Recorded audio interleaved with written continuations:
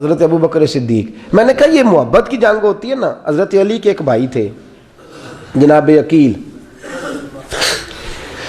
جناب عقیل وہ جب انہوں نے کلمہ پڑھا تو نبی پاک کے بڑا قریب رہنے لگے، اور میرے نبی کریم صلی اللہ علیہ وسلم بھی ان سے بڑا پیار کرتے. حضور فرماتے تیرا کلمہ پڑھنے کی مجھے ڈبل خوشی ہوئی ہے. یا رسول اللہ کس طرح؟ فرمایا ایک میرا تو صحابی بنا ہے، دوسرا تو میرا بھائی تھا مسلمان ہو گیا ہے. حضور بڑا پیار کرتے. اب یہ محبت جو ہوتی ہے نا، اس میں دوڑ بھی لگتی ہے اور یہ بری نہیں ہوتی، یہ دوڑ بڑی اچھی ہوتی ہے. حضرت عقیل اب قریب رہنے لگے. میں نے عرض کیا کہ نبی پاک اپنے ذاتی کام حضرت صدیق اکبر کو بتاتے تھے. گھوڑے کی تیاری کر، فلاں کام کرنا ہے، سیدہ فاطمہ کی شادی کرنی، ہر معاملے میں سیدنا صدیق اکبر پیش تھے. اب جب عقیل بن ابی طالب آئے تو حضور کا پیار تھا ان سے بھی، اب محبت کی جنگ چھڑ گئی. اب جناب عقیل کہتے ہیں میں کہنے لگا یار یہ کہیں پیچھے ہوتا ہی نہیں، ہر معاملے میں اسے پیچھے بٹھاؤ بھی تو آگے آ جاتا ہے، اس نے کیا کمال کر دیا ہے. کہتے ہیں آہستہ آہستہ نا میں جوان تھا، ابھی نوجوانی کا عالم تھا، تو وہ خاص پہلو میں سمجھنے سے ابھی قاصر تھا. توجہ ہے آپ کی؟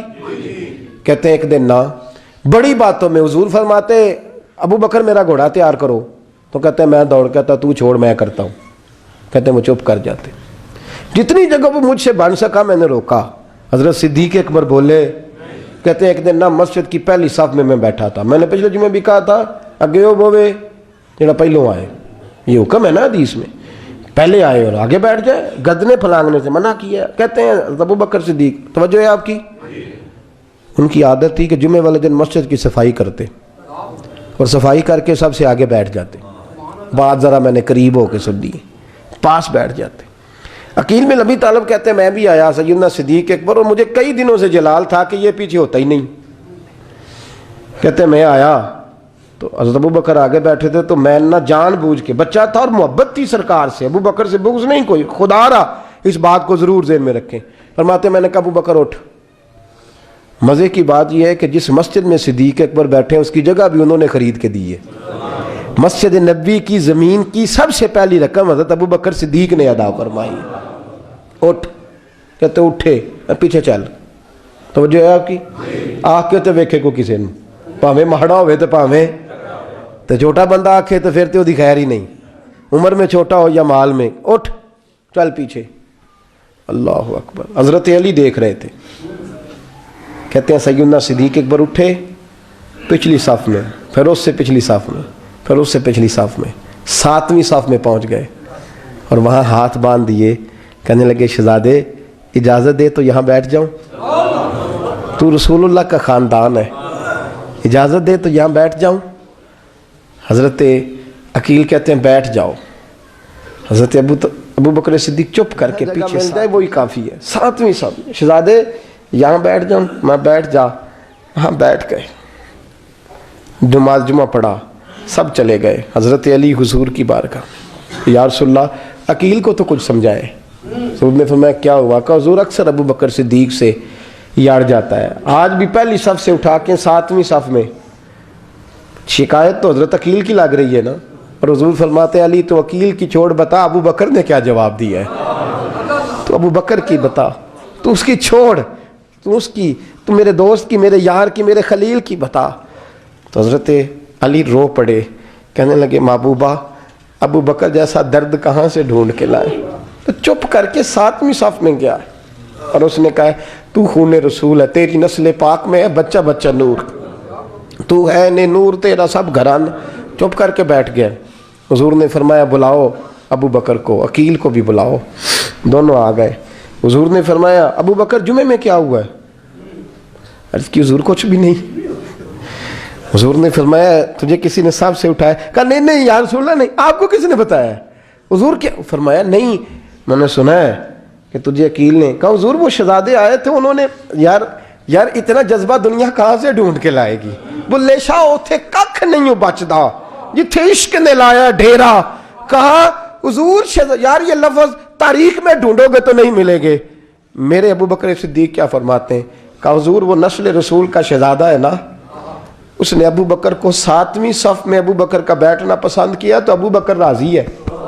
حضور اس نے یہاں بیٹھنا پسند کیا، تیری نسل پاک میں بچہ بچہ نور، تو ہے نے نور تیرا. اور کہا حضور وہ خاندان ہے، میں خادم ہوں، فرق تو ہے نا. تو وہ خاندان ہے، میں خادم ہوں۔ میرے رسول کریم صلی اللہ علیہ وسلم نے بلایا جناب عقیل کو، ڈانٹا نہیں، محبت فرمائی۔ سرکار نے فرمایا عقیل بیٹے بیٹھ جا، میں تجھے سمجھاؤں۔ پھر حضور نے بات چھیڑی، فرمایا تجھے پتہ ہے میرا ابو بکر کون ہے؟ عرض کی حضور میں، فرمایا نہیں سن، مکے میں سارا مکہ میرا دشمن تھا، یہ میری تنائیوں کا دوست تھا۔ فرمایا لوگ تلواریں لے کے آتے تھے مجھے مارنے، اور اس کی تلوار اٹھتی تھی، کہتا تھا پہلے میں مروں گا پھر کوئی مصطفیٰ تک جائے۔ تجھے پتہ ہے یہ کون ہے؟ حضرت ابو بکر صدیق ہاتھ باندھے، حضور میں نوکر ہوں یا رسول اللہ، میں نے کوئی شکایت ہی نہیں کی۔ فرمایا عقیل یار ادھر بیٹھ بیٹے، میں تجھے بتاؤں۔ کہا لوگ مجھے شیب ابی طالب میں قید کر آئے تھے، میری بیٹیاں پتے کھا کے گزارا کرتی تھی، یہ ابو بکر تھا پورے مکے میں جو ظلم سہ کے میرے تک غلہ اور اناج لے کے آتا تھا۔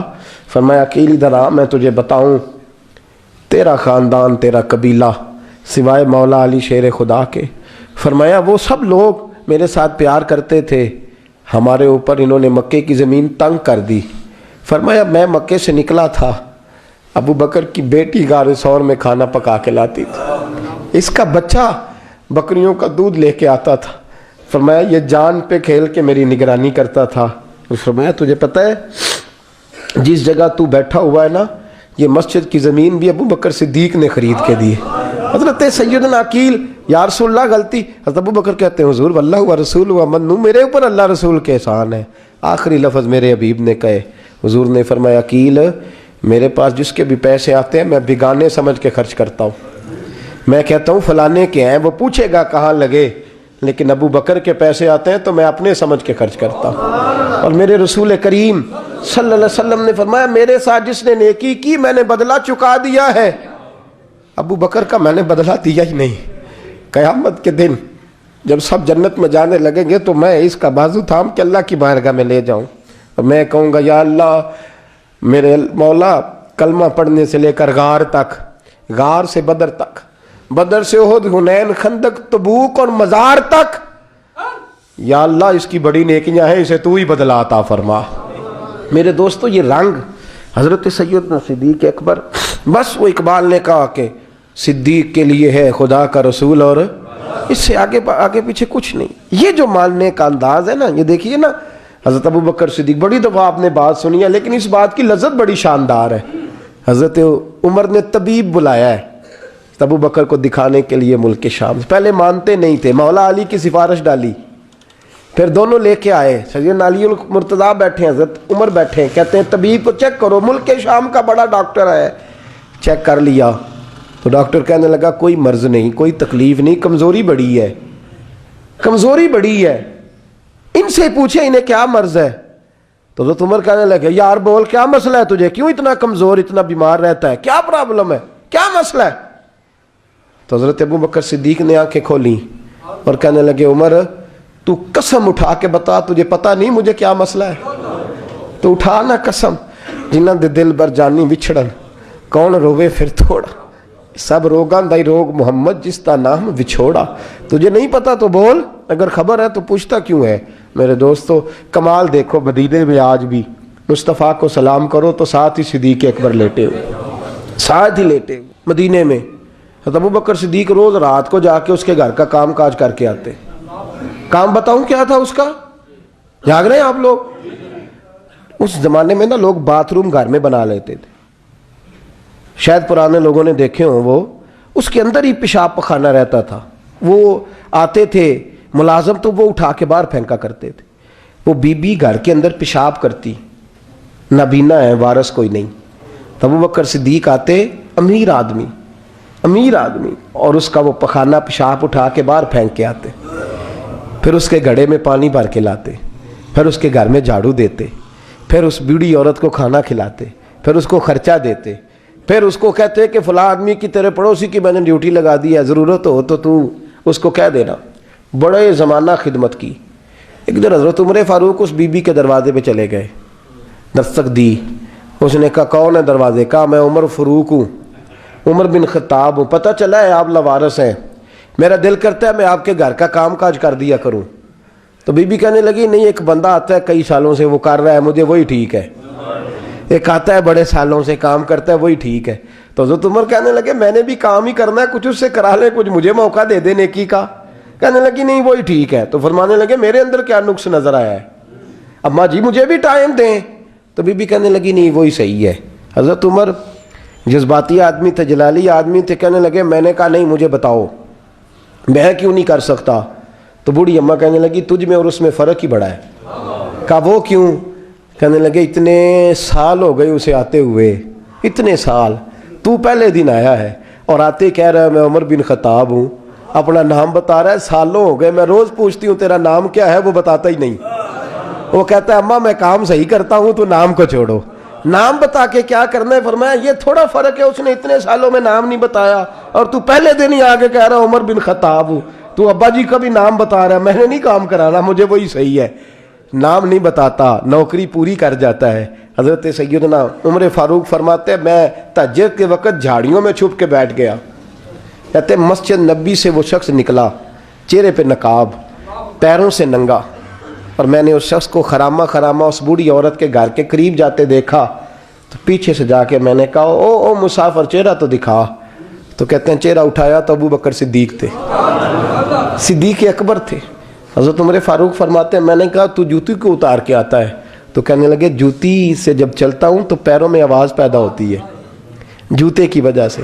پڑوسیوں کو تکلیف دینے کا مقصد تو کوئی نہیں نا. اور فرمایا جب جوتوں سے آواز پیدا ہوگی تو گلی محلے والے پوچھیں گے ابو بکر کدھر جا رہا ہے، تو میں نیکی کسی کو بتانا نہیں چاہتا. تو فرمایا ابو بکر کب سے آ رہے ہو؟ فرمایا چھوڑ عمر، بس دعا کر رب میرا آنا قبول فرما لے. تو دعا کر سرکار کی بارگاہ میں حاضری صحیح لگتا ہے. چھوڑ میں کب سے آ رہا ہوں، کس وقت سے آ رہا ہوں، اس مسئلے کو چھوڑ.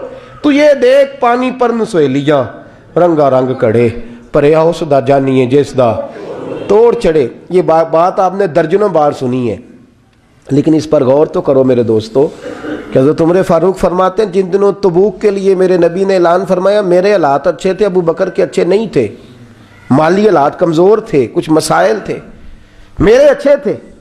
میری سرکار نے اعلان فرمایا کہ پیسے دو. فرماتے ہیں چونکہ میرے حالات بھی اچھے تھے تو میں نے کہا اس دفعہ پہلا نمبر میرا ہی ہوگا. فرماتے ہیں آدھا مال گھر کا، یہ بھی بڑی دلیری ہے. کتنا؟ بولیے.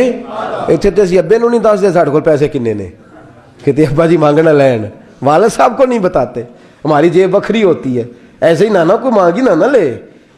آدھا مال حضرت عمر فاروق فرماتے ہیں آدھا مال میں نے بانٹ کے حضور کی بارگاہ میں، اور ساتھ میرا ارادہ ہے کہ ابو بکر آج میں نہیں تجھے آگے گزرنے دیتا. فرماتے ہیں مال پیش کیا، تھوڑی دیر گزری تو ابو بکر بھی آ گئے.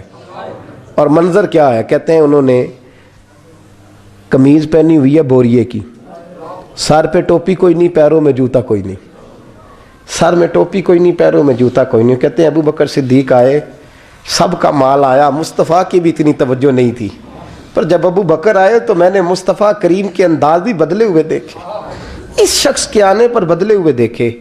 فرماتے ہیں میرے رسول پاک کے سامنے ہر چیز ابو بکر نے قدموں میں ڈھیر کر دی، اور ڈھیر کر کے نا چیزیں رکھ کے تو فٹافٹ پچھلی سائڈ پہ، کسی کو پتہ نہ چل جائے، پچھلی سائڈ پہ حضور کے. تو حضور نے فرمایا ابو بکر سامنے آنا، گھر کیا چھوڑ کے آیا ہے؟ فرمایا ہر چیز پیچھے بیٹھ گئے.